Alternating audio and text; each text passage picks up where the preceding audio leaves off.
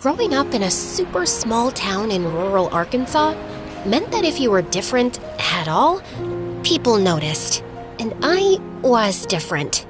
Hi, my name is Ashley, and this is the story of how my biggest burden became my superpower, and then my burden again. Ever since I was a toddler, I had a hearing impairment that forced me to wear this really awkward device over my left ear. My parents told me I could never take it out, that it would be dangerous if I did. And as I entered tweenhood, I really wanted to. Paging Agent Ashley, do you copy? Molly, the class clown, was also the class bully. She would come up and tap on my hearing device. I said, Ashley, come in. We have a breach of security. The class would laugh at her shameless harassment, and the teachers were afraid to stand up to her. They didn't want to get roasted after all. My home life wasn't much better. Mom and Dad were always fighting, and it always seemed like it was about me. How was school today, honey? Is that horrible girl still making fun of you? I was still too busy stabbing my peas with a fork to respond. I really wasn't in the mood. Ashley, I said how was school? Did you hear me? Of course she heard you. She can hear. She's just in one of her moods. I'm sorry. I'm just trying to connect with our daughter. Well, maybe you should give her some space. All your suffocating isn't helping. Ugh!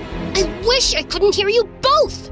I yanked the device out of my ear for the first time ever and was met with a piercing, ringing sound that I can only imagine feels like what a dog hears when someone blows a dog whistle. Honey, no! Mom and Dad rushed over and shoved the device back in my ear. I nearly passed out from the pain of the noise. When I came to, I was in shock. What was that? That's what happens when you don't listen to us. That device is there to protect you. Don't try that again. Protect me from what, though? Hearing loss? Something felt off, but I didn't dare remove the device again. I didn't have many friends, but my parents got me this harmonica bottle. Despite my hearing issues, blowing into the harmonica cap and playing a tune with every sip brought me joy. I know it's a small thing, but isn't life all about the little moments that make us happy? Check out the link in the description. When I got to high school, Mom forced me to join an extracurricular in the hopes I would make friends. So I joined the soccer team, the only sport I was remotely good at. But I didn't realize Molly was on the team. She would tease me for any mistakes I made. Hey, Trashly, can you turn off your music and focus on scoring a single goal? During our penultimate season game against our biggest rival, I was so scared that I would mess up, and Molly would never let me hear the end of it. We were a point away from winning. The defense was tight. I had no idea Molly was planning to pass me the ball. Ashley, get open! She kicked the ball midair, and I tried to chest bump it, but instead, I fell flat on my chest, losing us the game. I thought that thing was supposed to help you here. I couldn't take it anymore. I stood up and kicked the soccer ball straight to her head. I heard you loud and clear. Bam! The soccer ball hit her smack in the face. Fuming, she charged at me. She tackled me to the ground, and then I felt her yanking on my hearing device. Give me that thing! Stop! Don't! Help! I need help! But before anyone could save me, she pulled out the device and chucked it across the field. That brutal, painful ringing started reverberating again. It sent shockwaves through my head and my body. I fell to my knees and screamed in agony. And then, silence. Total, utter silence. I opened my eyes, stunned by the scene in front of me. No one was moving. Everyone was frozen in place.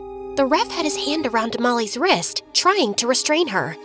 But why was no one moving? Hello? Guys? Guys? What is happening? The thing is, I could hear myself screaming, perfectly clear, even without the hearing aid. I scanned the field for my device and found it in the goalpost. I fashioned it back into my ear and was met with that piercing ringing again. But this time, when I opened my eyes, everyone was moving again. Molly was being apprehended by the ref, getting dragged off the field. And hovering above me was a boy my age from the opposing team. I thought he was going to say something snarky, but instead he offered me his hand. I'm sorry that happened to you. Oh, weird. Looks like you got your device back. Huh. Anyway, I know what it's like to be bullied. I'm Jasper, by the way. He had these really weird-looking sunglasses secured to his head with a metal wire. I can't take them off, or something about the sun. I don't know.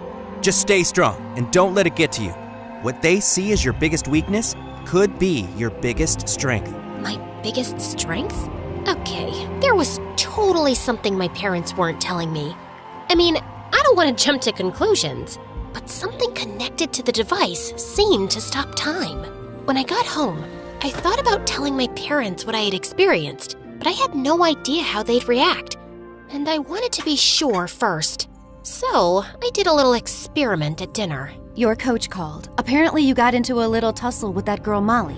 I'm going to call her mother. Enough is enough. Oh, come on. You think that's what Ashley needs? Her mother interfering? Like that's gonna make school easier for her? Would you rather she get tormented every day? I rushed away from the dinner table and locked myself in the bathroom. I couldn't listen to them bicker anymore. I yanked out my earpiece, ready to face that dreadful ringing. When it was over and I opened my eyes, all was silent.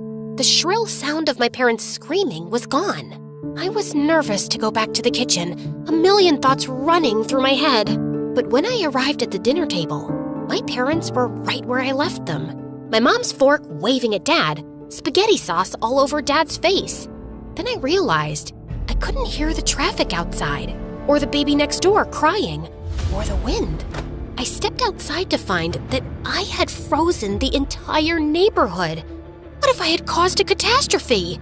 I needed to get to the lookout in town to see how far my, quirk extended. My neighbor was frozen on his bicycle and I needed transportation. I snapped a photo of him with my phone so I could put him right back where I found him. Then I picked him up and set him gently on the sidewalk. I hopped on his bike and pedaled to the overlook where I could see all the way out to the water. I looked out onto the horizon, desperately searching for any sign of movement. The river didn't even look like it was flowing. But then I spotted something. A fisherman waiting in the water, reeling his fishing rod. Whew. I didn't know if I could handle the responsibility of freezing the entire world. I needed to get home and search for answers. But as I turned around, I noticed a row of cars parked. I peered through the windows and saw my classmates making out. Well, frozen mid-makeout. I thought the makeout spot was a total myth. The last thing I needed right now was another reminder of how abnormal I was. I'd never kissed anyone. Then, in one of the cars, I saw a familiar mop of blonde hair against one of the windows. It was Molly, and in the passenger seat was Jasper. What the heck? I had no idea they even knew each other. The guy who saved me from my bully looked like he was mid-arguing with her. Were they dating? Breaking up? I was suddenly filled with rage. I had to do something. I saw a lizard on the ground, picked it up, and dumped it into the crack in the window onto her lap. Then I hid behind a tree, put my hearing device back in, and watched her totally freak out. Ah! She jumped out of the car, frantic. Ew, ew, ew! I couldn't help but laugh to myself. I suddenly felt powerful. This wasn't a quirk. It was a strength. Oh shoot, totally forgot to return the bike. I sped home, leaving the bike right where I found it. When I got home, my parents were livid. Where were you? We were terrified. We didn't even hear you leave. Sweetie, it's fine. She's home now. You don't have to hover so much. I just went for a bike ride to clear my head, to get away from your arguing. I locked myself in my room, wishing there was a way I could use my powers to make my parents get along.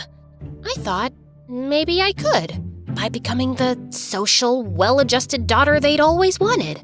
So, I started scheming. First, I would stop time so I could make friends. While I was at my locker, I overheard some cool alternative girls talking about a birthday celebration. The party was fun, but no one got me the electronic baby doll I've wanted since I was a kid. I know, I'm grown now, but I've been talking about it forever. It's like my dream gift. I took my earpiece out, suffered through the familiar pain, and sprang into action.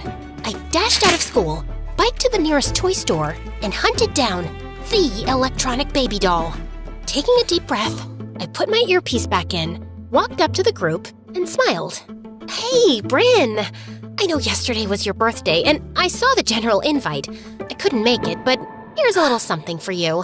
Oh my god, no way! An electronic baby doll? Yep, she pees and poos. Exactly what I wanted. You're amazing. Give me a hug, dude. I invited Bryn and her crew over to watch a movie, and I could hear Mom and Dad talking about me from the other room. I'm so relieved she's finally made friends. Now, if only she could get her grades up. Sure thing, Dad. Okay, time's up. Ashley, walk me through the problem. I was notoriously horrible at algebra, so I thought I'd buy myself some time. The problem? Well, that's easy. I took my earpiece out, time froze, and then I casually walked over to the smartest girl in the room's desk and copied her notes. I walked back to my seat, put my earpiece back in, and to isolate the variable, first, subtract 5 from both sides of the equation, simplifying 2x plus 5 minus 5 equals 15 minus 5 to 2x equals 10. Oh, great work. She's cheating! Uh-oh, did Molly somehow see me? Someone's feeding her answers through her earpiece. Nope, still just bullying me. But I had an idea for revenge. At our final season-ending soccer game, as Molly was winding up to kick the ball for an easy goal, I froze time. She was halted mid-kick. Then, I moved the ball slightly to the right. When I unfroze and she kicked, yeah! She fell straight onto her butt, missing the ball completely. Her face turned beet red. Might want to check your eyesight. I swear I had that! And even though it was causing me immense pain to keep freezing time, it was worth it just to see Molly's face when I froze the field, moved the goalpost over ever so slightly, pivoted the goalie, unfroze time, and scored the winning goal. The crowd went wild. All of my teammates lifted me up in celebration, while Molly was pouting off to the side. And after the excitement settled, I saw Jasper making his way toward me. Wow, amazing performance. I didn't know you'd be here. Yeah, my best friend plays on the other team. Hopefully he'll forgive me for talking to the enemy. Hey, do you want to hang out later? I blinked. Seriously? From the corner of my eye, I saw Molly staring daggers at us. You're not dating her? Molly? Ha, no, I'm not dating Molly. I hesitated. I saw... What? What did you see? Never mind. There was an awkward pause, and I needed to do something. So I grabbed my harmonica bottle and took a sip. Then, without thinking, I blew into the cap. A loud, unexpected whistle echoed through the field. Jasper jumped. Did your water bottle just make a sound? For some reason, I decided to play along, acting just as surprised as him. Maybe I wanted to share the excitement, or maybe I was just really nervous. I blinked down at it, then tried again. A perfect little tune played from the cap. No way! Jasper grinned. Okay, that's actually awesome. Where do you even find something like that? It was a gift, but you can totally get one too. Amazon links in the description. Jasper shook his head, amused. All right. So, is that a yes? Yes! Awesome! I'll pick you up in an hour. We can go to the lookout point. I nodded, still holding my harmonica bottle like it had just revealed a secret superpower. Because apparently, it kind of had. I think I visibly gulped. The lookout point? Could this be it? My first kiss? But I was getting ahead of myself. First, I had to finish my take-home algebra test. There was no way I could do it in an hour. So I improvised a little. The janitor had the master key to every room in the school. So when I saw him in the hallways, I just casually froze time and unclasped the keys from his belt. But this time, the pain in my ear was really bad. I had to act quick. I unlocked the teacher's office, carefully searching for the test results, making sure not to move things too badly. Finally, I found it. But just as I was taking photos of the answers, my ear started ringing piercingly loud. I collapsed onto the desk, trying to withstand the pain. But I accidentally knocked the teacher's mug over, spilling old coffee all over the test. I ran out of the office, locked the door, and clasped the keys back onto the janitor's belt before I fell again. Then I put my earpiece back in and fled the school before anyone saw me. I got home and waited for Jasper to pick me up, but he never showed. I'd been stood up. Go figure. Furious, I borrowed my neighbor's bike to the lookout, and there Jasper was, wearing his sunglasses at night, sitting on the ridge, desperately clasping Molly's hand. Oh, hey, Jasper. So, you stood me up for Molly? Awesome. Wait, are you guys in on this together? Trying to humiliate me? Ashley, no! That's not what this is! Then what is it? What are you really hiding behind your sunglasses? You said you were sensitive to the sun. Well, it's nighttime. Leave us alone, freak. Gah. I yanked my earpiece out when the coast was clear and pulled Jasper's sunglasses down from his face. But suddenly, I felt someone's hand grab my wrist. It was Jasper's. Startled, I quickly pushed his glasses back over his face. His hand fell limp. Had he unfrozen? Shoot. When I was safely down the hill, I unfroze everything. I'd almost given myself away today. I was getting too careless. I needed to know what was wrong with me before something disastrous happened. So that night, while my parents were sleeping, I sort of froze time to make sure they wouldn't wake up, and I did some digging. In my dad's office, I was shocked to find adoption papers from when I was 3 years old. I couldn't believe it. I only had more questions. The next morning, Mom stormed into my room, livid. Ashley, the school said they caught you sneaking into your teacher's office. Someone spilled coffee on the test answers. What were you thinking? I just wanted to do well in school so I didn't disappoint you and Dad. Well, this is disappointing. I said you were putting too much pressure on her. And your backseat parenting method is really working, huh? Guys, stop! I know the truth. You can stop fighting. What are you talking about? That I was adopted? Did you know about my power? What happens when I take this out? My parents went silent, and I hadn't even stopped time. Guys! It's, complicated. Why don't you sit down? You did know! Seriously? Am I some sort of science experiment? Honey. Don't come near me. I couldn't even trust my own parents. I needed to know the truth.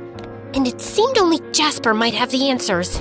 I ran out the front door when it occurred to me I had no idea where Jasper lived. Before I reached the end of the road, someone was flashing their headlights at me. Honey, we'll explain. Just come home. I started running faster and faster, with Mom tailing behind. Out of breath, I pulled my earpiece out. But amidst the chaos, I dropped it on the road, and then I heard a crunch. Mom's car had stopped, but my hearing device had been crushed.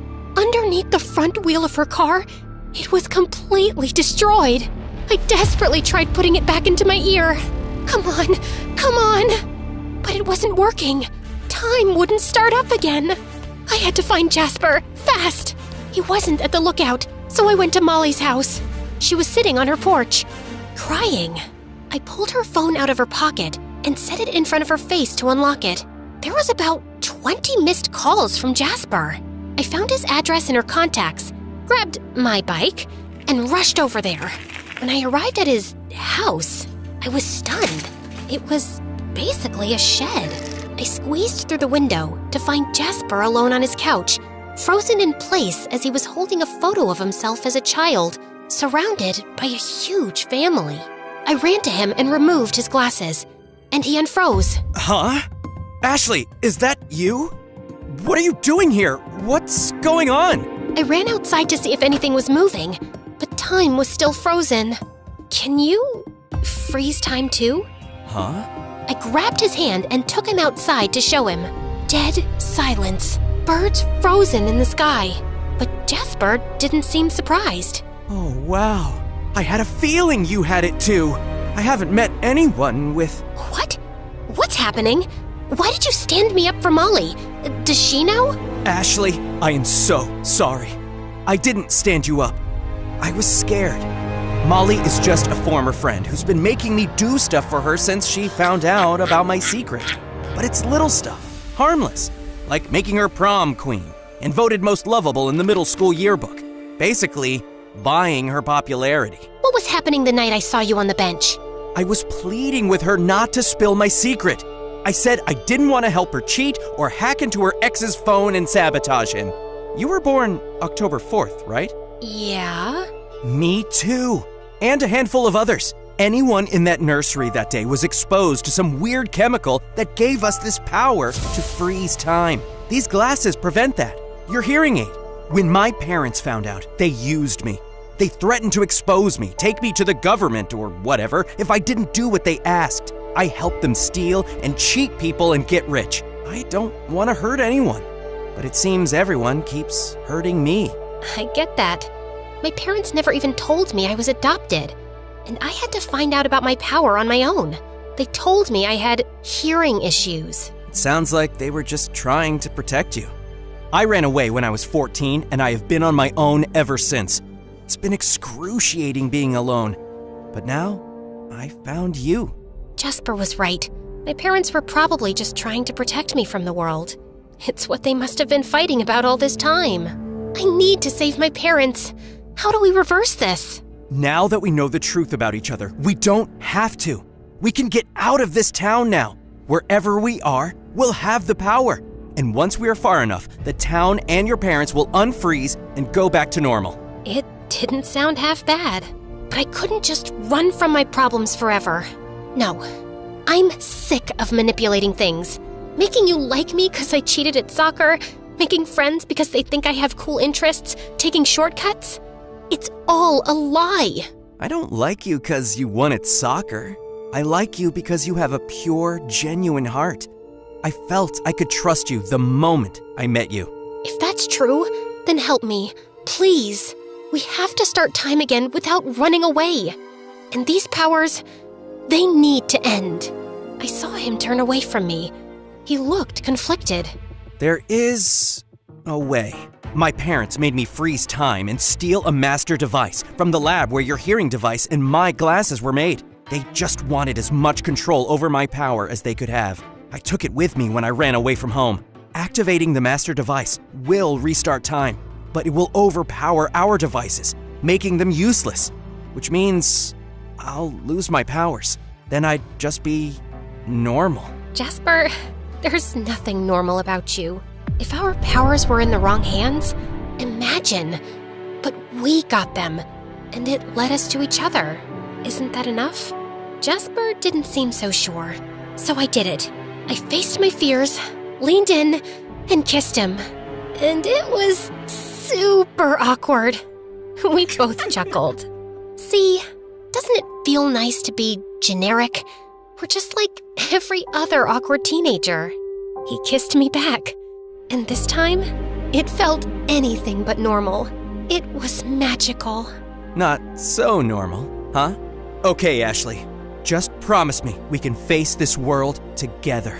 No matter what. There's just one thing I think we should do first. Together, we snuck into the school and tied up some loose ends. Then, Jasper took out the master device and activated it. Suddenly, things started to move slowly again. He dropped it to the ground and stomped on it, then threw his glasses on the ground and stepped on them too. I joined him till we smashed them to bits, and everything around us was in motion as usual. Oh, thank goodness. When I got home, my parents were sitting at the kitchen table holding hands. Honey! Oh my gosh, I'm so happy you're safe. This is all your fault, Joe. If you hadn't... Stop! Stop blaming each other. I know everything. I know you've both been arguing about how to keep me safe. I just want to know, how come you adopted me? Your birth mom gave you up for adoption when she found out you were different. She was scared. We were competing with another family, a corrupt family, to adopt you so we could protect you. Shoot. Tears were welling up in my eyes. The best way you can protect me is by being nice to each other. We just have different ideas about what's best. And at the end of the day, I appreciate it. I was lucky to be raised by both of you, but I've decided what's best for myself. I saw my parents link arms in anticipation. I destroyed my earpiece. You what? I just want to be normal, with all the pain and beauty that comes with it. My parents clasped hands. I thought they'd be pissed, but instead, they scooped me into a hug. That makes me so happy to hear. Me too. For the first time, it felt like we were all united. Shortly after, Jasper and I started to date. And even though we couldn't freeze time, it seriously felt like time was frozen whenever I'd look into his eyes. I know, so sappy. Don't worry, my mischievous spirit didn't die overnight. That sneaking into the school charade we pulled before smashing his glasses? This year's homecoming queen is Ashley! What? Jasper?